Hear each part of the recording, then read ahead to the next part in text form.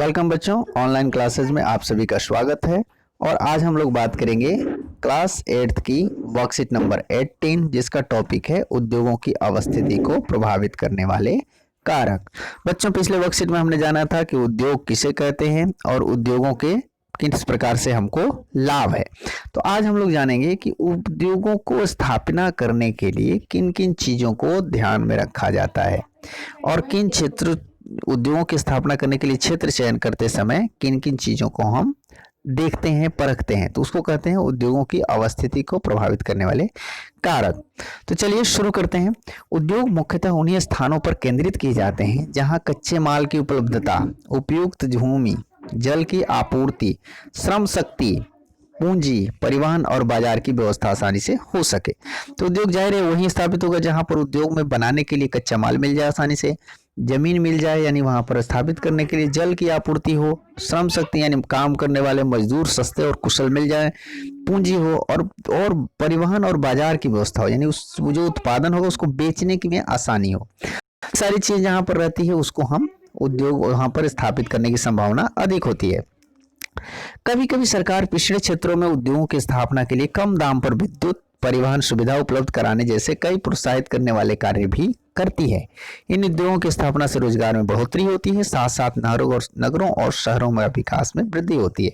अब कभी कभी क्या होता है कि अगर ऐसा स्थिति रहेगा तो एक ही जगह पर अधिक उद्योग विकसित होने लगेंगे। तो सरकारें जिन इलाकों में उद्योग नहीं लग रहे हैं उन लोगों में उद्योग लगाने के लिए प्रोत्साहित करती है और विभिन्न तरह की छूट देती है सरकारें, इलेक्ट्रिसिटी में, परिवहन सुविधा में। ऐसा इसलिए करती है ताकि उन क्षेत्रों में भी उद्योग लगे, ताकि वहां के लोगों को भी रोजगार मिले और वहां के क्षेत्रों में भी शहरीकरण, आधुनिकीकरण को बढ़ावा मिले। तो इसीलिए कई सरकारें प्रमोट करती हैं, कुछ सुविधाएं भी देती हैं। अब दूसरा टॉपिक है उद्योग तंत्र। तो आइए जानते हैं औद्योगिक तंत्र क्या है। औद्योगिक तंत्र मुख्यतः निवेश, प्रक्रम और निर्गत की एक प्रक्रिया है। यहाँ हम जानेंगे निवेश क्या है। निवेश मतलब पूंजी लगाना, कोई व्यक्ति पैसा लगा करके, अपने संसाधन लगा करके, लोगों को काम दे करके, भवन निर्माण करके एक फैक्ट्री लगाता है, तो इसको हम कहते हैं निवेश। ठीक है। प्रक्रम क्या है? प्रक्रम मतलब वो फैक्ट्री चलनी शुरू होती है, रोज रोज उसमें काम शुरू होते हैं, मजदूर उसमें काम करते हैं, इलेक्ट्रिसिटी से मशीनें चलती हैं। तो ये हो गया प्रक्रम यानी उत्पादन की प्रक्रिया शुरू हो गई। निर्गत क्या है कि उस फैक्ट्री से अब प्रोडक्ट बन करके निकलने लगा, तो ये हो गया निर्गत। यानी ये तीनों प्रक्रम को मिला करके यानी उद्योग लगाना, उद्योग चलाना और उद्योग से माल का उत्पादन करना, इन तीनों प्रक्रिया को मिला करके औद्योगिक तंत्र कहते हैं। यानी औद्योगिक तंत्र में तीन चीजें होगी: उद्योग लगाना, उद्योग चलाना और उद्योग से निकले हुए माल को बाजार तक बेचना। निवेश में कच्चा माल, श्रम और भूमि की लागत, जल की उपलब्धता, परिवहन, विद्युत और अन्य अवसंरचना शामिल है। यानी यही सारी चीजें में पैसे लगते हैं, तो इसी को हम निवेश कहते हैं। प्रक्रम में कई तरह के क्रियाकलाप शामिल है, जैसे कच्चे माल को परिष्कृत माल में परिवर्तित करते हैं, यानी ये काम करना। यानी जो जैसे मान लो रुई है, रुई से हमें कपड़ा बनानी है, तो रुई हो गया कच्चा माल और कपड़ा हो गया उत्पादित माल, और बीच में जो ये प्रक्रिया है, काम है, जिसकी तरह इसको बदला जाता है, तो यही हो गया प्रक्रम। निर्गत में अंतिम उत्पादन, वस्तुओं का उद्योग के लिए तैयार होना और वस्तुओं से होने वाली आय शामिल है। निर्गत में क्या हो गया कि जो प्रोडक्ट बन के निकला और उसको बेच करके जो लाभ होते हैं वो शामिल होती है। तो इसके बारे में हम लोग ऊपर भी चर्चा कर चुके हैं। अब जैसे सूती वस्त्र उद्योग के संदर्भ में कपास, मानव श्रम, कारखाना, परिवहन, लागत, निवेश हो सकते हैं। इन सारी चीजों को जरूरत पड़ेगी उद्योग स्थापित करने के लिए। अब इसको वहीं प्रक्रम में वस्तु की उठाई, कटाई, बुनाई, रंगाई, छपाई प्रक्रिया शामिल है। तो प्रक्रम क्या है? एक प्रक्रिया है, काम है, क्रिया है। तो ये सारे काम अगर किए जाते हैं तो ये प्रक्रम में शामिल है। और अंत में निर्गत प्रक्रिया में वस्तु की से कमीज का बनना अंतिम उत्पादन है। निर्गत में क्या हुआ? प्रोडक्ट में क्या हुआ? कमीज बन करके तैयार हुआ, जिसे हम पहनते हैं।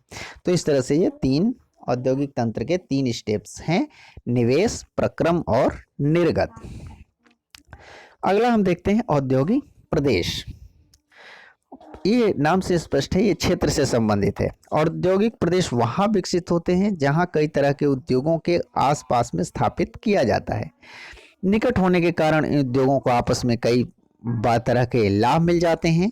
विश्व के प्रमुख औद्योगिक प्रदेशों में पूर्वोत्तर अमेरिका, पश्चिमी मध्य यूरोप, पूर्वी यूरोप तथा पूर्वी एशिया शामिल हैं। अधिकांश मुख्य उद्योग शीतोष्ण कटिबंधीय क्षेत्रों, समुद्रों के समीप और विशेष तौर पर कोयला क्षेत्रों के पास स्थित होते हैं। यानी औद्योगिक प्रदेश क्या है कि वो क्षेत्र जहां पर अधिकतर उद्योग स्थापित किए गए हैं, तो उसको औद्योगिक क्षेत्र कहते हैं। जैसे आप दिल्ली एनसीआर में आप जानते हैं नोएडा का जो क्षेत्र है वो औद्योगिक प्रदेश के रूप में डेवलप किया गया है। उसी तरह से आप देखेंगे जो भी बहुत सारे क्षेत्र जो हैं, जैसे इधर, तो उन इलाकों में अधिकतर फैक्ट्रियों के लिए अलॉट किया गया है जमीन, तो अधिकतर फैक्ट्रियां उधर ही स्थापित होती है, तो उनको हम औद्योगिक क्षेत्र कहते हैं। तो नोएडा का तो फुल फॉर्म भी आप जानते होंगे, new Okhla industrial development authority. तो यानी इंडस्ट्रियल डेवलपमेंट के लिए ही वो क्षेत्र बनाया गया है। तो इसी तरह से ये विश्व स्तर पे बताया गया है कि ये जो पूर्वोत्तर अमेरिका, पश्चिम मध्य यूरोप और पूर्वी यूरोप और पूर्वी एशिया में अधिकतर औद्योगिक प्रदेश स्थापित हैं, तो इनको औद्योगिक प्रदेश कहते हैं। और ये शीतोष्ण कटिबंधीय क्षेत्रों और समुद्र के समीप इसलिए क्योंकि विदेशों में माल भेजने में आसानी होती है, ठीक है, क्योंकि बाजारों तक उपलब्धता, ये समुद्री मार्ग से माल भेजना सबसे सस्ता और आसान होता है, इसलिए समुद्रों के समीप उद्योग होते हैं। वहीं कोयला क्षेत्रों के पास इसलिए होते हैं कि वहां पर उन्हें ईंधन मिल जाता है, ठीक है। तो इस तरह से हम जानते हैं कि किस तरह से औद्योगिक प्रदेशों का विकास होता है। तो इस तरह से हमने इस वर्कशीट में जाना कि एक उद्योगों को स्थापित करने के लिए कौन कौन से आवश्यक तत्व चाहिए, औद्योगिक तंत्र किसे कहते हैं, और तीसरा हमने जाना कि औद्योगिक प्रदेश किसे कहते हैं और औद्योगिक प्रदेश किन क्षेत्रों में पाए जाते हैं। तो आइए एक क्रियाकलाप एक्टिविटी दिया हुआ है इसमें, उसे भी जानते हैं। बच्चों, आप अपने घरों में प्रयोग होने वाली कोई 10 वस्तुओं के नाम को लिस्ट बनाओ जो उद्योगों से बनकर आती है।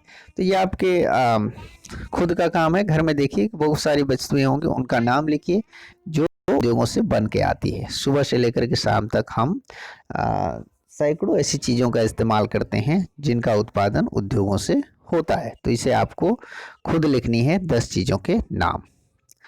आइए अब देखते हैं प्रश्नों के उत्तर। पहला प्रश्न है, उद्योग लगाने के लिए कौन कौन सी बातों का ध्यान रखना जरूरी होता है। इसका उत्तर आप लिख सकते हैं, उद्योग लगाने के लिए निम्नलिखित बातों का ध्यान रखना जरूरी है। कच्चे माल की उपलब्धता, उपयुक्त भूमि, जल की आपूर्ति, श्रम शक्ति यानी सस्ते मजदूर, और पूंजी, परिवहन और बाजार की व्यवस्था। तो ये सारी चीज उद्योग लगाने के लिए आवश्यक तत्व हैं।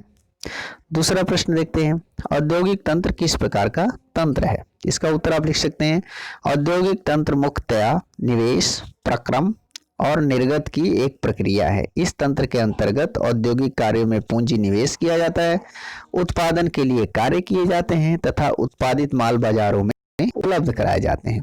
तो इस तरह से तीनों स्टेप्स को मिला करके औद्योगिक तंत्र कहते हैं। तीसरा प्रश्न है, औद्योगिक प्रदेश से आप क्या समझते हैं। इसका उत्तर आप लिख सकते हैं, औद्योगिक प्रदेश उन क्षेत्रों को कहते हैं जहां पर कई तरह के उद्योगों को आसपास में ही स्थापित किया जाता है। निकट होने के कारण इन उद्योगों को आपस में कई तरह के लाभ होते हैं, तो उनको हम औद्योगिक प्रदेश कहते हैं। चौथा प्रश्न है, उद्योगों की स्थापना से क्या लाभ है। तो इससे तो बहुत सारे लाभ आप लिख सकते हैं, वैसे हमने 3 लाभ इसने आपको बताए हैं, इसे आप लिख सकते हैं। उद्योगों के विकास से सुविधाजनक वस्तुओं का उत्पादन होता है, यानी हमारे लिए आवश्यक जो वस्तुएं होती हैं उनका उत्पादन होता है।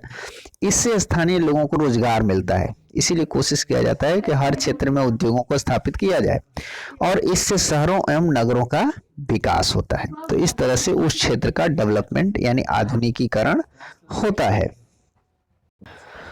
तो बच्चों, उम्मीद है आपको ये वर्कशीट अच्छी तरह समझ में आ गई होगी। तो आइए देखते हैं कोविड के संदर्भ में उचित व्यवहार संबंधी संदेश।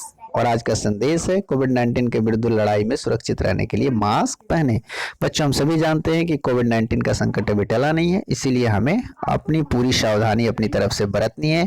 नियमित रूप से मास्क पहने, नियमित रूप से अपने हाथों को साबुन और पानी से धोते रहें तथा बाहर निकलने पर सोशल डिस्टेंसिंग का पालन करें। ऐसा करके हम स्वयं का और अपने समाज का इससे बचाव कर सकते हैं। तो उम्मीद है आपको ये वर्कशीट अच्छी तरह समझ में आ गई होगी।